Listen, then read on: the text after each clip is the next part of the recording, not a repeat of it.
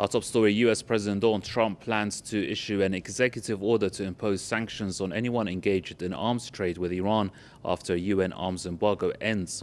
That's according to Reuters news agency. Reuters has cited 4 unnamed sources for its reports. They said the executive order will allow the White House to deprive violators of access to the US market. The move comes after the US failed to get the UN to extend an arms embargo on Iran. The ban will end on October 18 under the Iran nuclear deal the US withdrew from 2 years ago.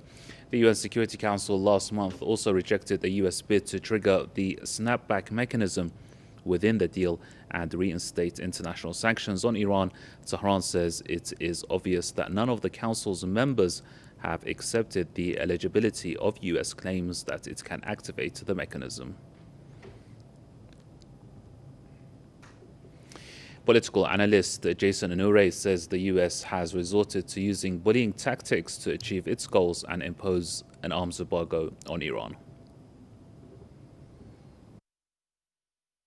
Clearly, those sanctions, as devastating as they've been, have not caused the destabilization of Iranian society, leading to a possible so-called regime change strategy that now the U.S. has to threaten other people. So it's not enough to just threaten Iran. That in itself is not going to be enough. But now they have to threaten other people for daring to not go along with U.S. interests. And the last time I checked, by the way that this world is allowed to function is that people are allowed to have free and fair trade with whoever it is that they want. And it's not up to the United States to decide who can do that. And that's exactly what we're seeing in this situation.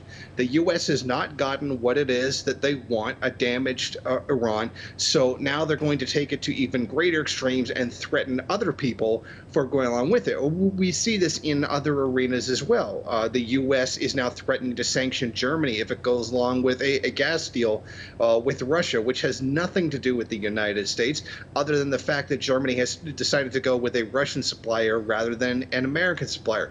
We see this bully tactic used again and again and again by the not only just the current but past U.S. administrations, but certainly this one more than many in the recent past. So this is a very part and parcel of the way that this administration has operated from the beginning, the completely unfair treatment